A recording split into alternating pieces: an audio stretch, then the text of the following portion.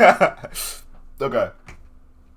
We got SCP-053 Young Girl by the Rubber, the guy, the man, the myth, the legend, the goat. Honestly, like we already know all about like chat. Me and chat, we already know most about eating a burger with no honey mustard. Eating a burger, no, but we already know about we already know about this.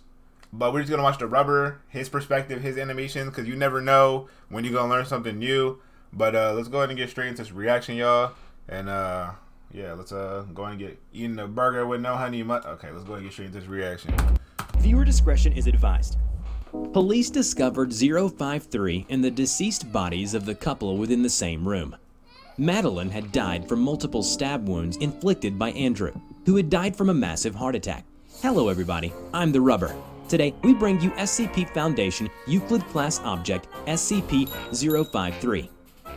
SCP-053 also... Yo, he really animated her as a young girl. Like, I've seen so many takes in how people animate, like, the way she looks, and she really is deadass like a baby.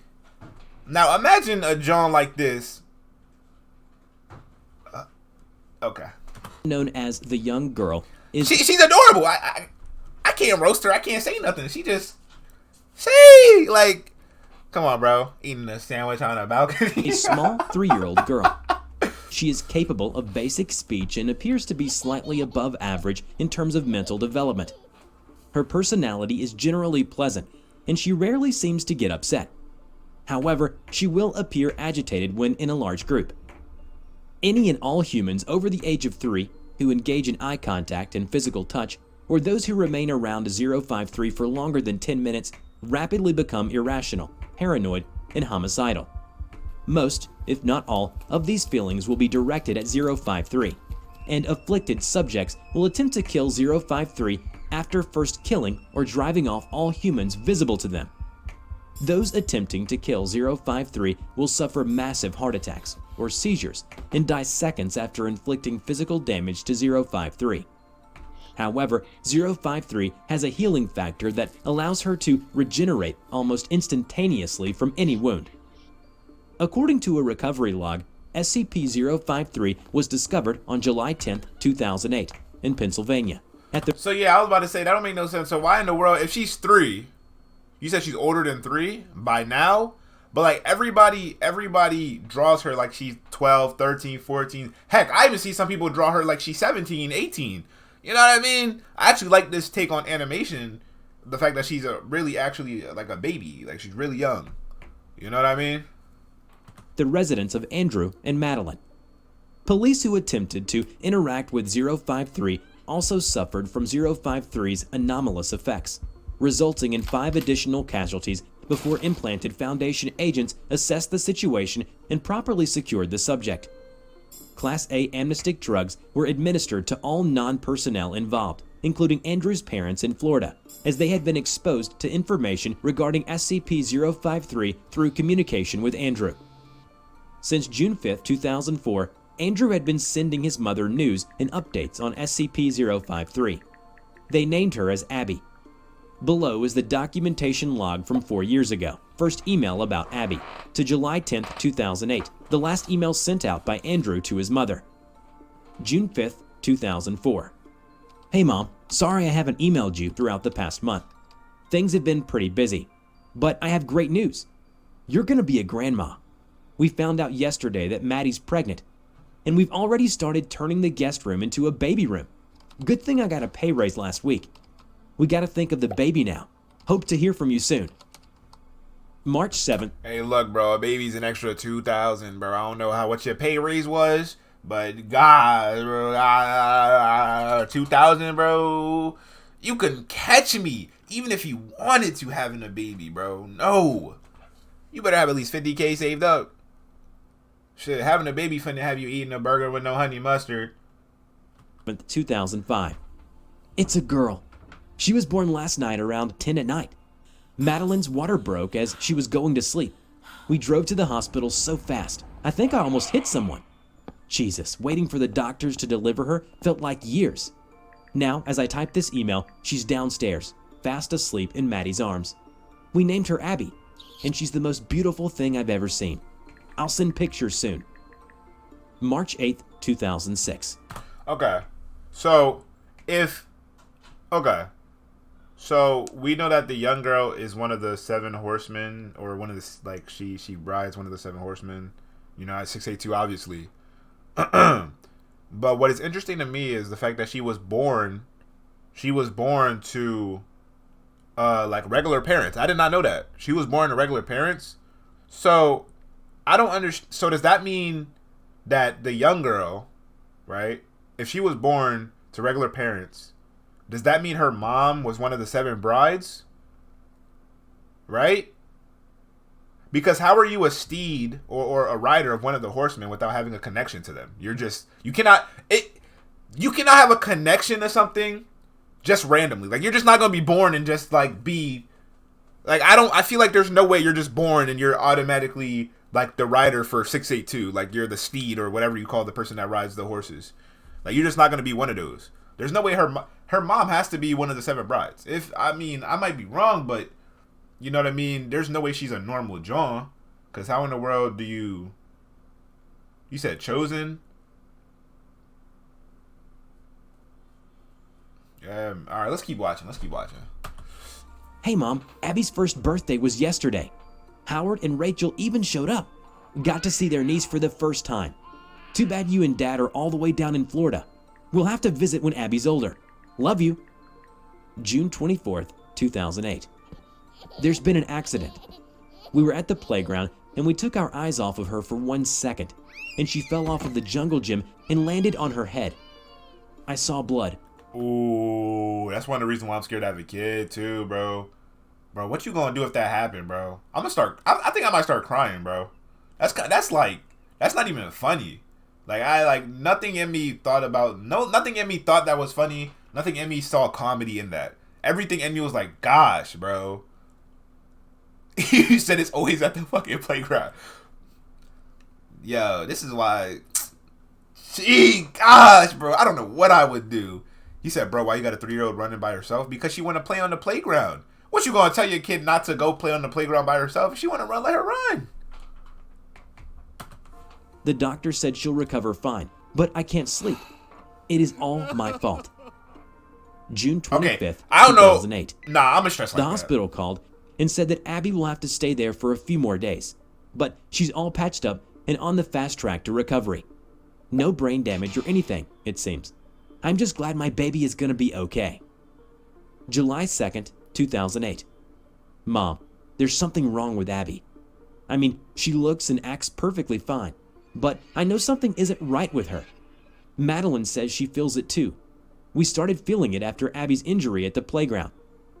We've had the doctors look her over, but as far as they're concerned, they couldn't identify any permanent damage, physical or mental. But I just know there's something wrong with her. July 5th, 2008. We got an email from Dr. Williams today. He says that he's been able to identify problems exist in Abby, but he can't determine if they're physical or mental. It just doesn't make any sense, he says. He claimed that whenever he was around her, he couldn't shake the feeling of wrongness. The staff who were working with him agreed, apparently. He didn't tell us at first because he didn't want Maddie and I to worry, but it appears that he just couldn't keep quiet any longer. What's wrong with my daughter? July 9th, 2008. I can't even look at Abby for more than a few seconds at a time now. There's something about her now, and it just shouldn't be. When I'm around her, I just get this awful. Is it because she's one of the horsemen and like they're bound to help the Scarlet King destroy the world and you just get that sense of anxiety? Like maybe everybody who rides a horse or one of the 7 horses all are like this. Maybe because I feel like that anomalous property wouldn't be significant to her. It just seems like an effect of being something that powerful. You know what I mean? Like, you know how like in nature, animals, like you kind of know who's predator and prey. Like you can just feel, like you get a natural instinct. Like, I don't know that. I'm a real nigga. You know what I mean? But, you know, some of y'all probably get that instinct to just stay away and like not to look at them. You know what I mean? It's one of those that I don't know. Indescribable He feeling. said I'm about to jump off like a I'd jump rather with be you, anywhere bro. else but next to my own daughter. I try and limit my interaction with her as much as I possibly can. It's terrible. But being around her, it makes me want to throw up. It's inside of her, in her eyes, in her skin, everything about her. I just don't know what it is. July 10th, 2008. I touched her hand. It felt so wrong. Madeline said she felt it too, but she believes that it's something inside of her. I'm gonna kill them both. I'm gonna kill... That wasn't funny, but it came out of nowhere. How in the world do you go from I touched her, there's something inside her, to I'm gonna kill both of them? But how? Kill that, and I'm gonna kill that thing. It needs to die. After receiving the last email, Andrew's mother quickly phoned the local police to check on his son. Snake, snake, snake, snake, snake. Bro, how about you get in a car, drive down there, and see what's going on with your granddaughter, your daughter, and your son? How you gonna snake your own mans? You gonna call the cops first, bro? You don't even know what's happening. If he emailed you, he gonna kill both of them. It already happened. You know what I mean? If he sent the email, he said send, open his drawer, and pull out a knife. You know what I mean? And you gonna call... Alright, bro. Soon after, police discovered 053 and the deceased bodies of the couple within the same room. Madeline had died from multiple stab wounds inflicted by Andrew, who had died from a massive heart attack shortly afterward, believed to have been caused by 053's anomalous effects. Following this incident, 053 was contained by the Foundation. 053 is to be contained in an area no less than 5 by 5 meters and given adequate room to move. Toys, books, games, and other recreational devices are to be provided and rotated every 3 months. Proper bedding, bathroom, and medical facilities are to be maintained at all times. In addition, 053 is also given 3 meals a Yo, this is a profile picture, bro. Low key, I think I might make this my profile picture on Instagram, bro. day, alongside snacks if requested. Anyone who enters her chamber must wear an eye-covering suit for safety concerns. And while gifts from her are allowed to be accepted, they must be removed from the room. Only one person is allowed in her room in any given instance, and they are only permitted to stay for no longer than 10 minutes. Any sharp objects or firearms are banned from her room, and anyone who begins to act erratically, scream, or attempt to grab 053 are to be removed and quarantined. In a termination test, the Foundation introduced SCP-682 to SCP-053. 682 appeared to be very confused and showed no signs of being affected by 053. Initially, 053 appeared to be afraid of 682 and hid behind a chair in her containment area. 682 then lowered itself to the ground, resting its head on the floor, and spoke after a while. 053 approached 682, and after several seconds of hesitation, she briefly touched SCP-682 before quickly returning to her hiding place. Yo, I fuck with her, bro. I fuck with her. Yo, she's so adorable. I dead fuck with her, bro. That's how it be. Had no reaction.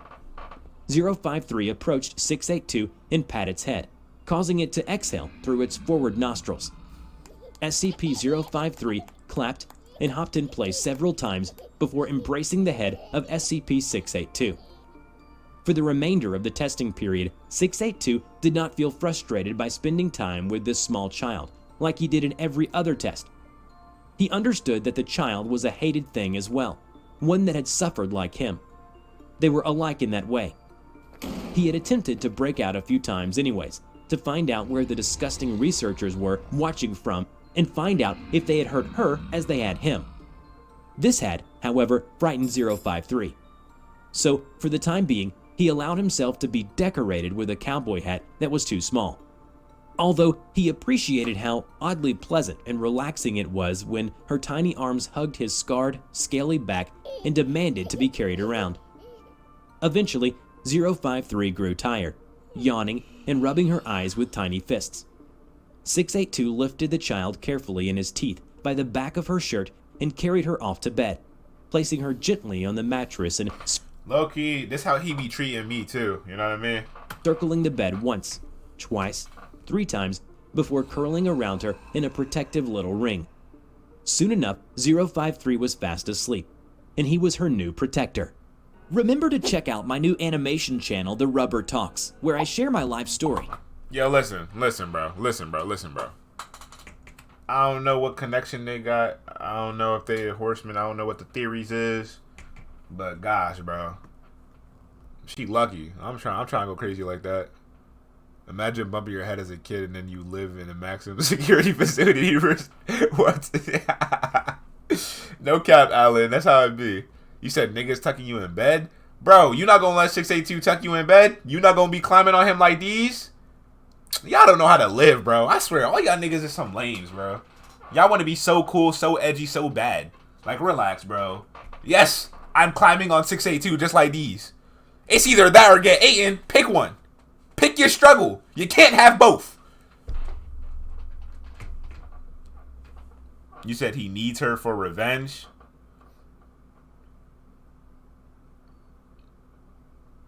I guess, bro.